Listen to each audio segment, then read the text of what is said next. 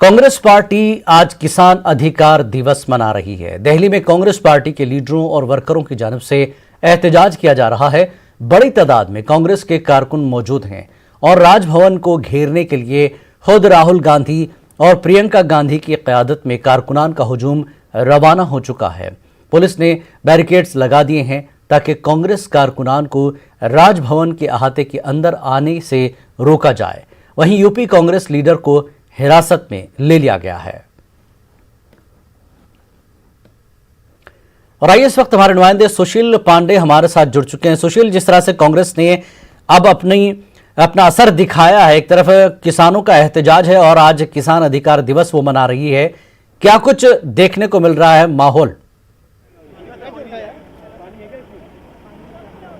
हाँ जी, देखिए माहौल फिलहाल अब इस पूरे मामले में अगर देखने को मिले तो काफ़ी शांत है, क्योंकि दिल्ली पुलिस को काफ़ी मशक्कत करनी पड़ी। खुद डीसीपी यहाँ मौके पर थे और ये राजभवन आपको दिखा रहा हूँ, देख सकते हैं दिल्ली पुलिस के तमाम जो जवान हैं वो यहाँ पर मुस्तैद हैं। हालांकि दिल्ली के तमाम जो वरिष्ठ नेता थे उन्होंने फिलहाल मार्च करने की कोशिश की और राजभवन के घेराव की बात कर रहे थे, क्योंकि जिस तरह केंद्र सरकार के कानून को लेकर कांग्रेस की तरफ से ये फिलहाल पैदल मार्च किया गया, लेकिन उससे मार्च से और उनको फिलहाल राजभवन घेरने से रोकने के लिए दिल्ली पुलिस का ये फिलहाल एक नायाब तरीका था कि बैरिकेड्स लगाने के बाद यहाँ पर जो कटीले तार हैं वो लगा दिए गए। लेकिन बावजूद इसके तमाम जो कार्यकर्ता हैं वो बैरिकेड्स तक पहुँचना चाह रहे थे, लेकिन डीसीपी और कंसर्न जो एसएचओ हैं, तमाम जो लोगों ने उनकी तरफ से काफ़ी प्रयास किया गया, उनको समझाने की भी कोशिश की गई ताकि वो पीछे हो जाएं। हालांकि इस पूरे मामले में जो अलका राय हैं यानी कि अलका लांबा, उनके हाथ में थोड़ी सी चोट भी आई और उस चोट में थोड़ा सा जो खून निकल रहा था उसको वो छींट भी रही थी, लेकिन दिल्ली पुलिस के तमाम लोगों के द्वारा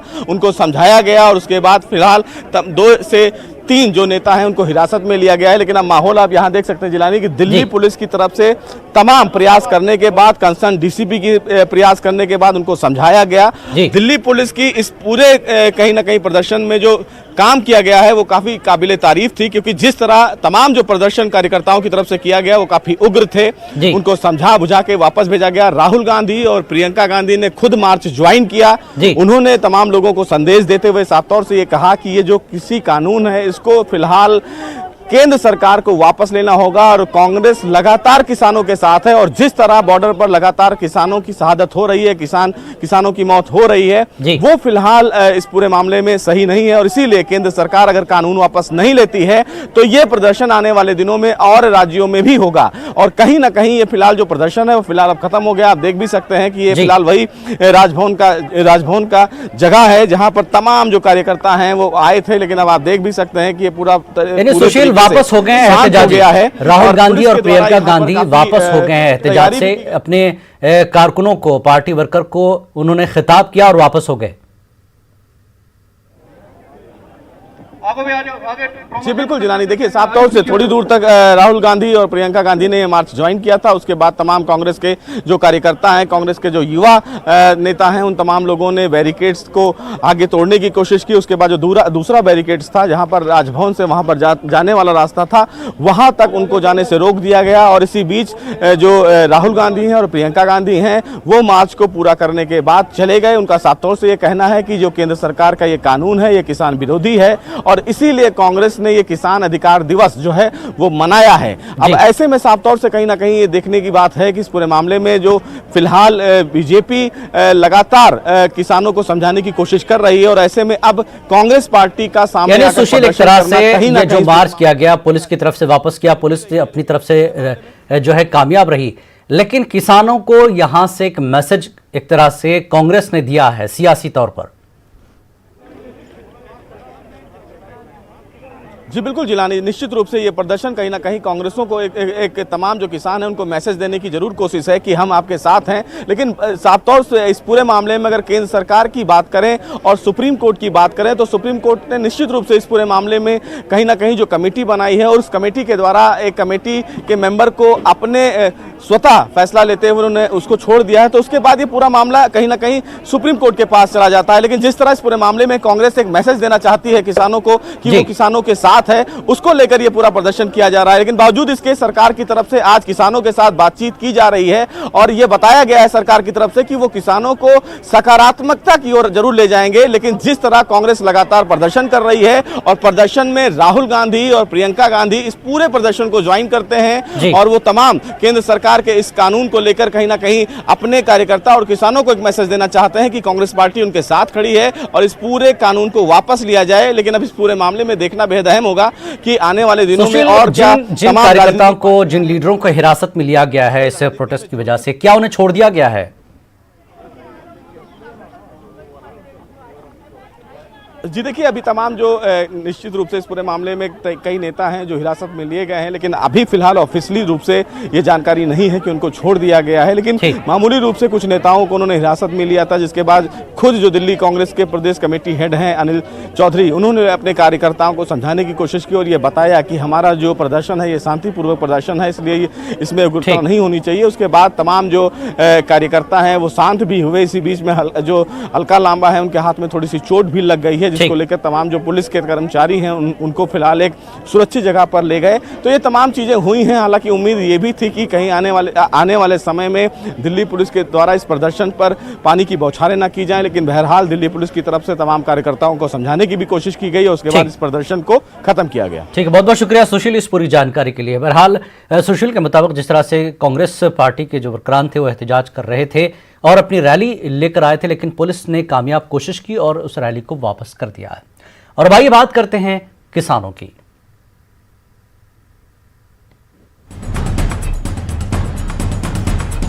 छब्बीस तारीख में जो मार्च होगा लाल किले से इंडिया गेट पर।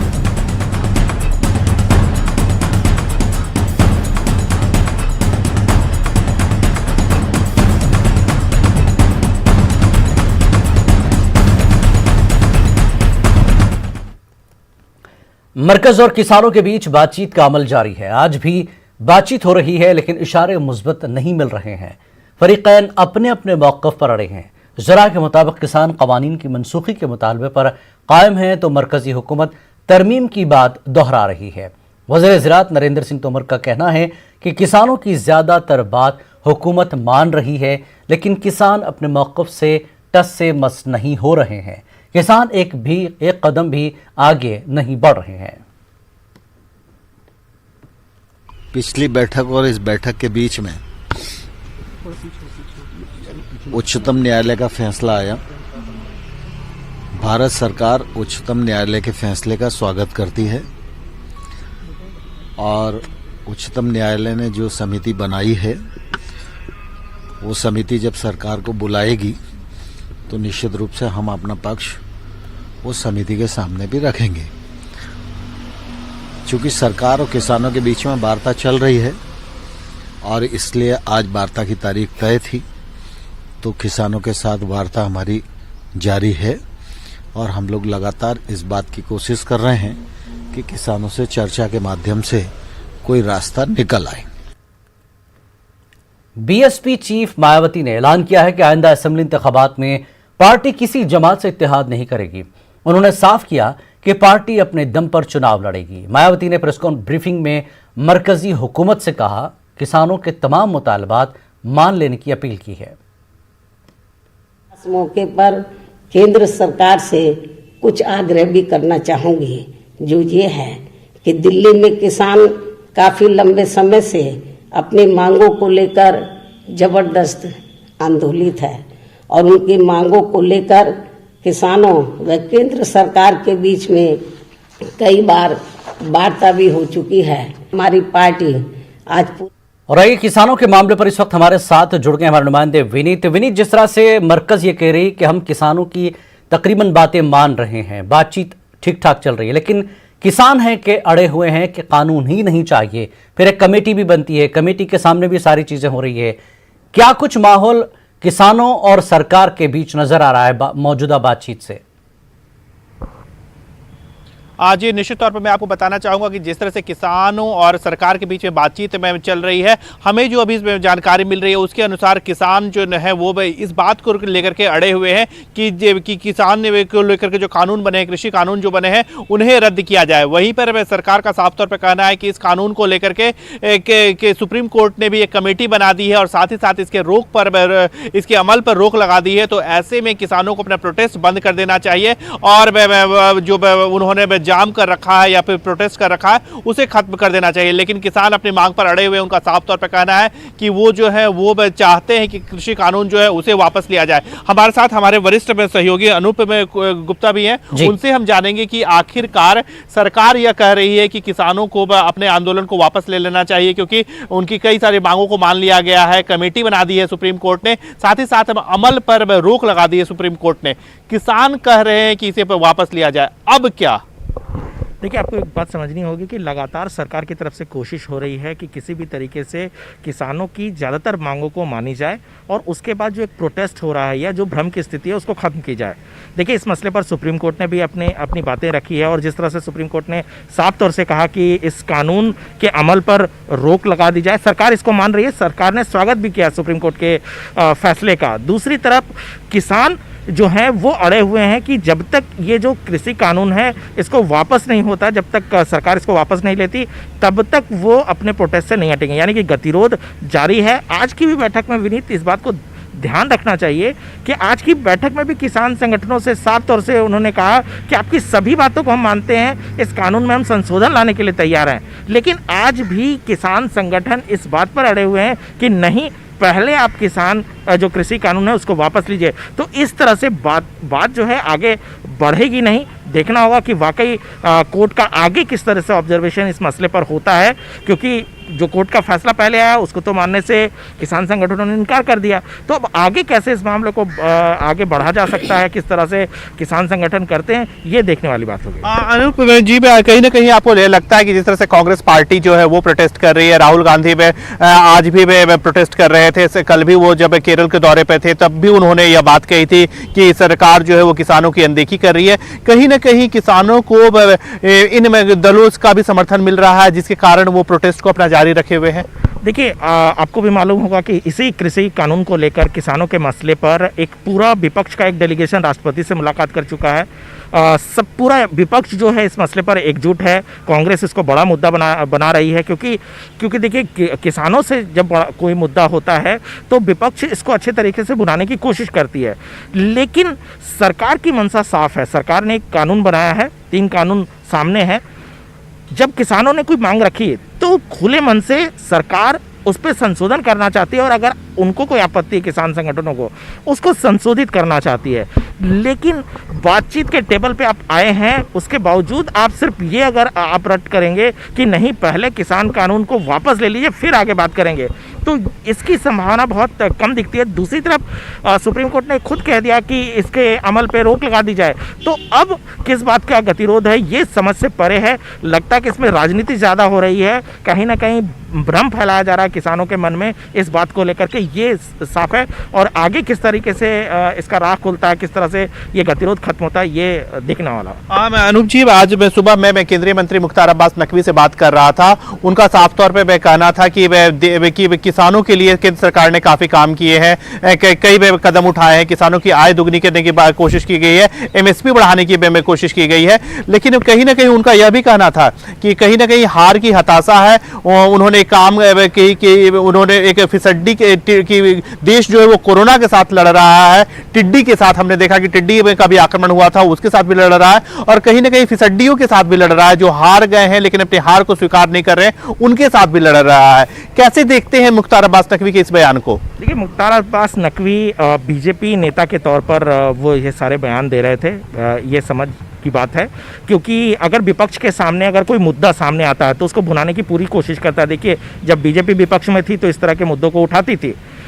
ये स्वाभाविक चीज़ है कि विपक्ष इस मुद्दे को उठाएगा ही उठाएगा, इसमें कोई किसी तरह की सोचने वाली बात। देखिए, बजट सत्र आने वाला है और ये सरकार के लिए बड़ी कह सकते हैं दिक्कतों का सामना करना पड़ सकता है, क्योंकि पूरा विपक्ष एकजुट होगा बजट सत्र में और इस मुद्दे को वहाँ बहुत बड़े जोर शोर से उठाएगा। तो ये देखने वाली बात होगी कि संसद भवन में सरकार इस मुद्दे पर किस तरीके से किस तरह का रुख अख्तियार करती है? जी जिलानी आप कुछ कह रहे थे।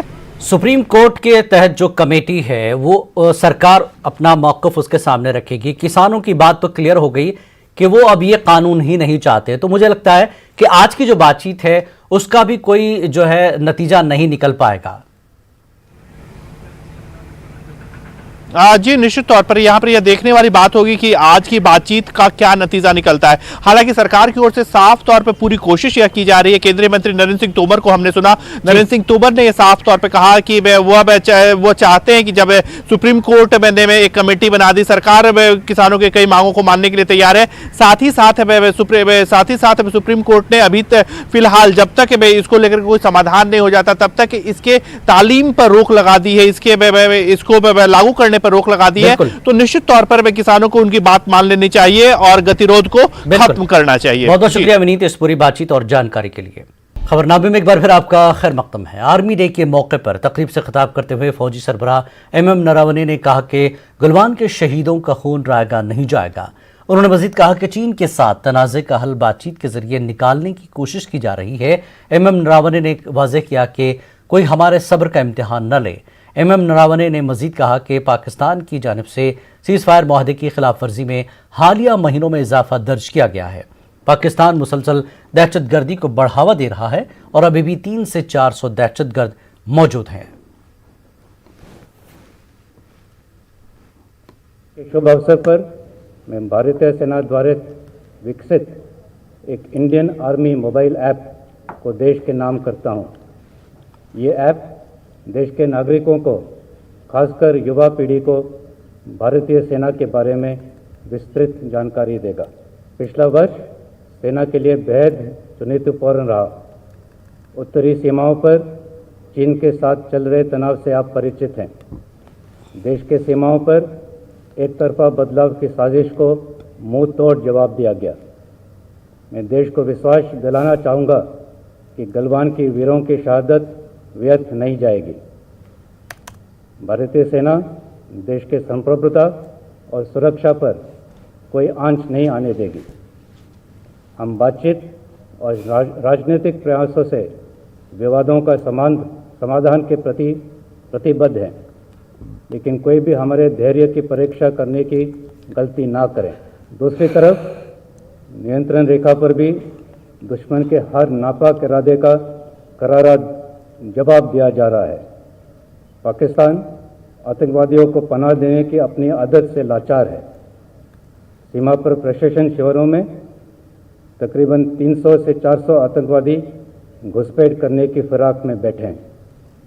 पिछले वर्ष सीज फायर वायलेशन में 44% बढ़ोतरी हुई, जो कि पाकिस्तान के नापाक इरादों का सबूत है।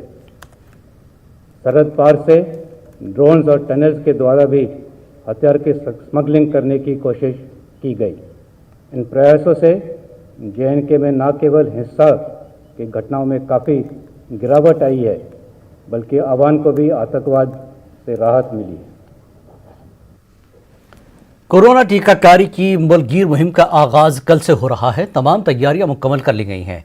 रियासतों और मरकज के ज़ेर इंतजाम इलाकों में कोरोना की खेप पहुंचाई जा चुकी है। इस बीच वजारत सेहत ने तमाम रियासतों और मरकज के ज़ेर इंतजाम इलाकों के लिए टीके के हवाले के रहनुमा खतूत जारी किए हैं। वजारत सेहत व ख़ानदानी बहबूद के एडिशनल सेक्रेटरी मनोहर अगनानी ने यह ख़त लिखा है, जिसमें हामिला और बच्चे को दूध पिलाने वाली ख़वातीन को कोरोना का टीका न देने की हिदायत दी गई है। इसके साथ ही टीकों की अदला बदली न करने की भी हिदायत दी गई है।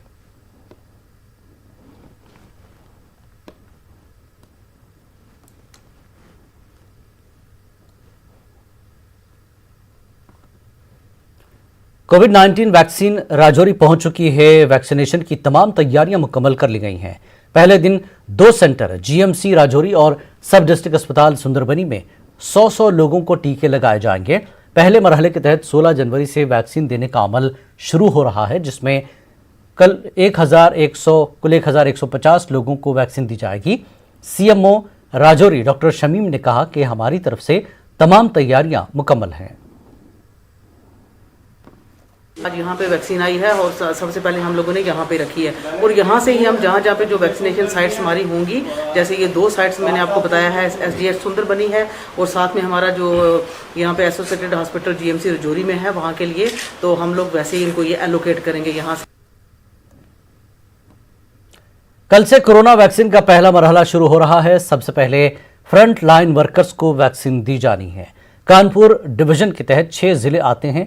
न्यूज 18 से बात करते हुए कानपुर के कमिश्नर राजशेखर ने कहा कि तमाम तर तैयारियां मुकम्मल कर ली गई हैं।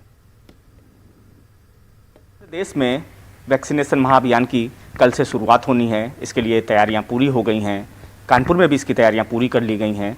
मंडल स्तर पर किस तरह की तैयारियां हैं, हमारे साथ कमिश्नर साहब मौजूद हैं, आइए इनसे बात करते हैं। सर, किस तरह की तैयारियां हैं पूरे मंडल स्तर पर, जिस तरह से वैक्सीनेशन कल से होगा, फ्रंट लाइन वर्कर हैं उनके लिए वैक्सीनेशन हो, किस तरह की तैयारी? देखिए, ये सर्वप्रथम ये कि पिछले लगभग आप मान के चलिए कि 9 महीने से कोरोना की वजह से पूरे भारतवर्ष में बहुत सारे ऐसे आप कह लीजिए कि इकोनॉमिकली भी कठिनाई आ गई है, सोशल मोबिलाइजेशन भी कठिनाई आ गई है, और जो हेल्थ स्टेटस था तो उसमें भी जो है एक बहुत बड़ा एक इम्प्रूवमेंट जो है पिछले 7-8 महीने में भारत सरकार की इंटरवेंशन से, स्टेट गवर्नमेंट की इनिशिएटिव से किया गया है। और इंडोनेशिया का सुलावेसी जजीरा जलजले के झटकों से दहल गया है। जराये के मुताबिक कम से कम 34 अफराद हलाक जबकि 100 से ज्यादा जख्मी हुए हैं। राहत व बचाव का काम जारी है। मलबे में कई अफराद के फंसे होने का अंदेशा है। रिक्टर स्केल पर जलजले की शिद्दत 6.2 रिकॉर्ड की गई है। जलजले का मबदा मजीन शहर के शुमाल मशरक में ज़मीन की सतह से 10 किलोमीटर नीचे था। मजीन शहर में एक अस्पताल भी मुनहदिम हो गया है। चीन में मुसलमानों पर हो रहे मजालिम की रिपोर्ट वक्तन फ़ौक्तन सामने आती रहती है। दुनिया भर के इंसानी हुकूक के इदारे भी इस पर तशवीश का इजहार कर चुके हैं। इसी कड़ी में अमरीकी कमीशन की रिपोर्ट सामने आई है। रिपोर्ट के मुताबिक चीन के शिनजियांग में मुमकिना तौर पर कत्ल आम किया गया है। कमीशन के मुताबिक इस सिलसिले में नए शवाहिद गुज़श्ता बरस सामने आए थे, जिससे इस बात का इशारा मिलता है कि चीन ने इंसानियत के खिलाफ जराइम किए हैं या मुमकिना तौर पर कत्ल आम किया गया है। चीन में मुसलमानों की कसीर आबादी 2 हिस्सों में है। एक मशरक़ी तुर्किस्तान का इलाका है जिसकी सरहदें मंगोलिया, रूस, Kazakhstan, Kyrgyzstan, Tajikistan, Afghanistan, Pakistan, Hindustan और तिब्बत से मिलती हैं। इस सूबे को शिनजियांग कहते हैं, जिस पर अरसे दराज तक मुसलमानों की हुकूमत रही है और चीन ने इस इलाके पर नाजायज कब्जा कर रखा है। ब्राजील में बढ़ते कोरोना के नए मामलों से तिब्बी निज़ाम पर इजाफी बार पड़ रहा है। एमेजोना सूबे के बाज़ अस्पतालों में ऑक्सीजन सिलेंडर की कमी है। इंतहाई निगहदाश्त यूनिट मरीजों से भरे हैं। मरीजों को सूबे से बाहर दीगर अस्पतालों में मुंतकिल किया जा रहा है। मकामी मीडिया रिपोर्ट के मुताबिक ऑक्सीजन सिलेंडर की कमी के बाद मरीजों की मौत भी हुई है। अस्पतालों में तिब्बी अमले की भी रिपोर्ट है। मरीजों एमेजोना रियासत में कोरोना की नई लहर के फैलाव को रोकने के लिए गवर्नर नेल्सन लीमा ने कर्फ्यू नाफिज कर दिया है। ख्याल रहे कि ब्राजील में कोरोना से अब तक 2 लाख मरीजों की मौत हो चुकी है। ब्रिस्बेन टेस्ट में लेबोशन ने 108 रन की शानदार पारी की बदौलत ऑस्ट्रेलिया ने पहले दिन का खेल खत्म होने पर 274 रन बना लिए हैं। टेम्पिन 38 और ग्रेन 28 रन बनाकर क्रीज पर मौजूद हैं। ऑस्ट्रेलिया को अच्छी शुरुआत नहीं मिली। एक मौके पर 100 रन के अंदर उसके 3 खिलाड़ी पवेलियन लौट चुके थे, लेकिन लेबोशन एक सिरे पर जमे रहे और उन्होंने चौथे विकेट के लिए वेड के साथ 113 रन जोड़े। लेबोशन ने शानदार सेंचुरी बनाई। लेबोशन और वेड को नटराजन ने पवेलियन वापस भेजा।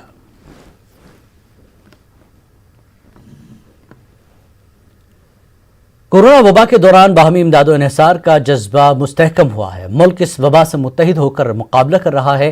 टीकाकारी के ऐलान के बाद हम बेहतर ताउन करें जिससे हम कोरोना को मात देने की जानिब कदम बढ़ा सकें। नेटवर्क 18 इस मुहिम में हर कदम पर आपके साथ रहेगा। जब तक सभी महफूज नहीं तब तक कोई महफूज नहीं होगा।